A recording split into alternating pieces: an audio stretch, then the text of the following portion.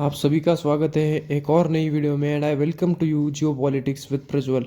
तो हाँ, सही सुना आपने। अब यूएसए जल्द ही और इसके हाई चांसेस है कि अफगानिस्तान पे अटैक करने वाला है, क्योंकि एक एयरबेस है अफगानिस्तान में, उसका नाम है पागरम एयरबेस, और वो स्ट्रेटेजिकली बहुत ही ज़्यादा इंपॉर्टेंट है यूएसए के लिए।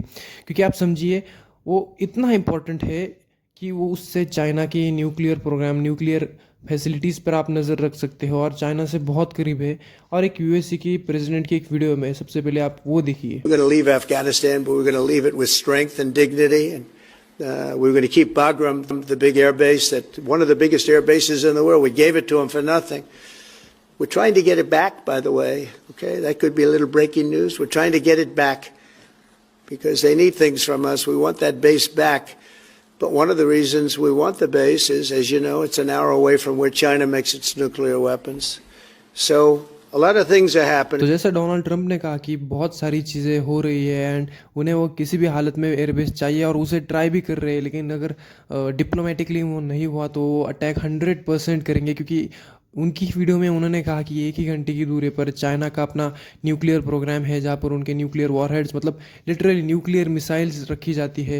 एंड इवन दो आपको भी ये मानना पड़ेगा कि चाइना और यूएसए का जो रिलेशन है हाल फिलहाल दिनों में बहुत ज़्यादा ख़राब है। क्योंकि अपार्ट फ्रॉम टैरिफ कि अमेरिका, आपको लग रहा होगा कि अमेरिका चाइना पर टैरिफ नहीं लगा रहा है लेकिन इंडिया पर लगा रहा है, मतलब चाइना और यूएसए के रिलेशन अच्छे हैं, लेकिन ऐसा नहीं है।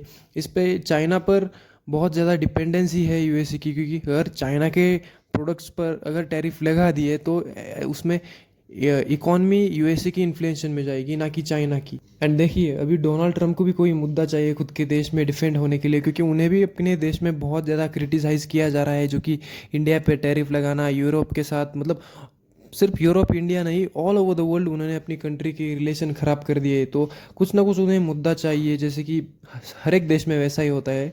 बट उन्हें कुछ ना कुछ अच्छा मुद्दा चाहिए, तो वो इनको टैकल करने के लिए ये कर रहे हैं, और इनको गुस्सा इस बात का भी है कि इन्हें टैरिफ लगाना है चाइना पर ये इतने ज़्यादा डिपेंडेंट है कि ये लगा भी नहीं सकते चाइना पर टैरिफ। और पीछे, मतलब पिछली टर्म में डोनाल्ड ट्रंप की, इन्होंने एक ट्रेड वॉर सा छेड़ दिया था चाइना के साथ, लेकिन अब ये टैरिफ बहुत ज़्यादा हो रहा है। एंड कहीं ना कहीं उन्हें भी मालूम है, अगर चाइना के प्रोडक्ट्स अगर बैन कर दिए जाए तो इन्फ्लेशन इतना हाई जाएगा कि हमारी कंपनियां, मतलब बहुत ही ज़्यादा घाटे में चली जाएगी, देश की इकॉनमी भी डाउन हो सकती है। सो डोनाल्ड ट्रंप कुछ कर नहीं रहे, तो इनके साथ पंगे लेने के लिए ये सब कुछ चीज़ें की जा रही है।